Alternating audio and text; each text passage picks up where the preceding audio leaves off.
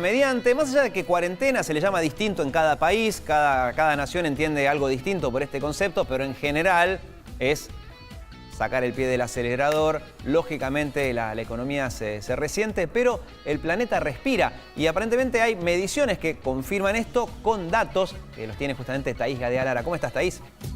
¿Cómo estás, Diego? Sí, vos sabés que estaba pensando en eso, cuál es la palabra más común que se usa, ¿no? Porque en inglés se habla de lockdown, que podría ser como un...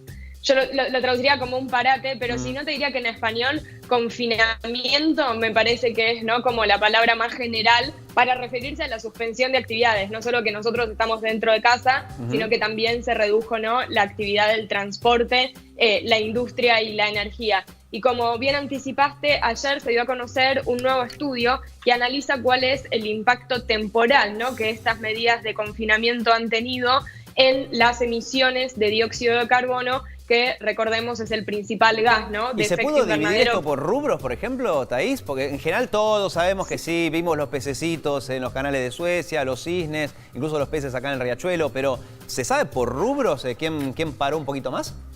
Sí, eso es lo más interesante, porque primero dos cosas. Por un lado, la cifra, porque lo que se dio a conocer es que las emisiones diarias de CO2 en lo que se considera que fue el pico de confinamiento el 7 de abril fue una reducción de un 17%, esto en comparación con datos del 2019. ¿Y por qué esto del pico de confinamiento el 7 de abril? Porque, bueno, analizaron esa fecha, ¿no?, en la cual los principales países emisores de Estados Unidos, los países de Europa, China e India, estaban con medidas estrictas de confinamiento. Y respondiendo a tu pregunta sobre los sectores, quien ocupa casi la mitad, ¿no?, de la responsabilidad en la reducción de estas emisiones es el transporte terrestre. Básicamente, ¿no?, todo lo que tiene que ver con transporte público y vehículos particulares. El 43% de esa reducción corresponde a nivel mundial a lo que es transporte terrestre, le sigue después las industrias, la energía y con una mínima contribución, que a mí fue un dato que me llamó la atención, la aviación, porque la aviación fue, por un lado, la actividad que más se vio afectada, ¿no?, por estas medidas ante la pandemia, en donde su actividad se redujo en un 75%, pero la contribución que hace a la reducción de emisiones de CO2 a nivel global es nada más que del 10%, ¿no? Mirá, claro, no es tan alta. Estamos todos diciendo, mira, como pararon los aviones, entonces ahí se justifica que haya menos emisión. Porque uno se imagina los aviones que van de un lado de otro en continente, entonces, claro, te imaginas el globo terráqueo, o con muchos aviones, como envolviendo el planeta, o con los aviones parados. Y en realidad el aporte mayor al aire puro fue que el transporte terrestre se quedó quietito. Ahora, 17%, yo que no entiendo nada, me suena poco. Yo esperaba un poquito más. No sé qué opinan los especialistas, ¿no? Sí, es bastante. En relación con lo de la aviación, te tiro un dato. Cuando el mundo, digamos, está normal, la contribución que tiene la aviación es nada más del 3% a las emisiones de CO2. O sea que ya de por sí es... A ver, es una contribución, sí, es relativamente todo, claro, baja. Pero digo, en comparación la vimos a Greta hace poco, ¿no? Haciendo un viaje en velero de no sé cuántos días para no subirse a un avión.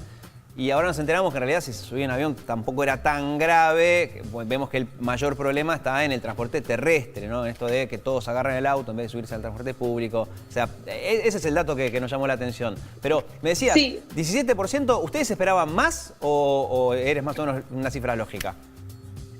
No, a ver, 17% en lo que fue el pico. En realidad las estimaciones que hay para lo que va a ser todo 2020 van a una reducción del 4% al 7%. Esto va a depender de... El 4% sería un escenario en el que la mayoría de los países empiecen a levantar estas medidas a mediados de junio y el 7% sería que algunas medidas se mantengan hasta diciembre. Para que te des una idea, cercano al 7% es lo que se necesitaría, ¿no?, para un escenario de limitar el aumento de la temperatura del planeta a 1.5 grados, que es lo que se pretende buscar con el Acuerdo de París, pero no un año, sino que se tiene que mantener esa reducción, ¿no?, en las emisiones a lo largo de varios años, y no solo de las emisiones de CO2, porque acá estamos analizando un gas de efecto invernadero, sino tendría que ser aproximadamente un 7% anual de las emisiones de gases de efecto invernadero en su conjunto. No sé si tenemos para ver una representación del estudio que realizaron, ahí la estamos viendo, en donde van a poder ver cómo desde enero, ¿no?, hasta mayo se fueron analizando cómo fue la reducción de las emisiones de CO2 y obviamente esa reducción es mayor a medida que se aclaran más, ¿no?, las tonalidades azules. Esto fue un estudio realizado por distintos científicos alrededor del mundo, liderado por la Universidad de East Anglia en Reino Unido, que como te decía se publicó ayer en la revista científica Nature. Y uno de los países que forma parte de este estudio, fueron 69 los países analizados que representan un 97% de las emisiones de CO2, y esto tengamos en cuenta porque el análisis incluye a China, a Estados Unidos, a la Unión Europea y a India, que son los principales, ¿no?, contribuyentes. También se encuentra la Argentina y tenemos uno de los gráficos que mostró el estudio sobre la situación de Argentina,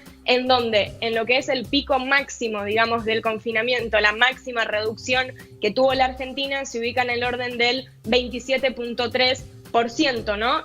Esto es en la reducción de las emisiones de CO2. Si me preguntas hasta ahí no entiendo mucho este gráfico. ¿Me lo explicas un poco mejor? No entiendo qué ahí es. Lo que muestra, sí, ahí en realidad, digamos, obviamente se concentra en lo que ellos consideran el pico, ¿no?, de confinamiento el 7 de abril, y analiza cuál es lo que ves, digamos, en color, por ejemplo, el verde es cuál ha sido el sector que más contribuyó a esa reducción pico del 27%. Entonces ahí estamos viendo que mantiene la tendencia a nivel mundial, ¿no?, porque es transporte, industria, energía, y después lo que vemos como público y residencial tiene que ver con los edificios públicos, ¿no?, y de trabajo, y por otra parte después lo que es la contribución, ¿no?, residencial en las emisiones que se generan desde la casa. Pero Argentina se mantuvo en lo que es su pico, ¿no?, de reducción de emisiones en el porcentaje general que tuvieron la mayoría de los países,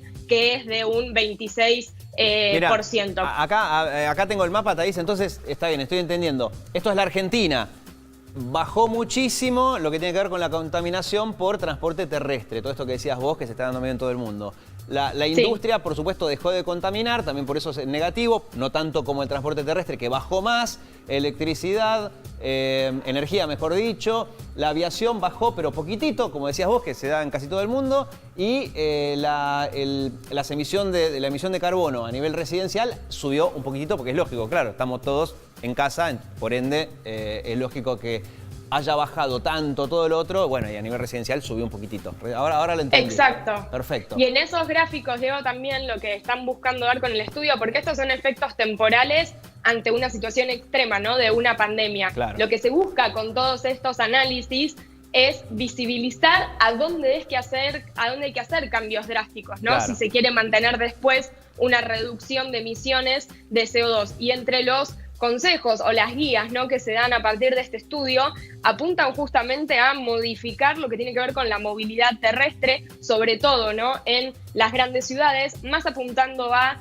la movilidad por bicicleta, a la peatonalización, a replanificar, ¿no?, las grandes ciudades en torno justamente a estos cambios que se necesitan en la movilidad, promover los vehículos eléctricos y el desarrollo, ¿no?, de energías renovables, y también en relación con la aviación, más allá de la poca contribución en la reducción, promover, que es algo que seguramente se va a venir en la recuperación post-pandemia, que es promover más el turismo local, ¿no?, y no tanto el turismo internacional. Eso serían como algunas medidas pensando en la post-pandemia, y te diría que ya algunas grandes ciudades están implementando cambios, ¿no?, en el transporte. Londres anunció nuevas áreas libres, ¿no?, de autos. En París y en Barcelona se están dando también más espacios para ciclovías, claro.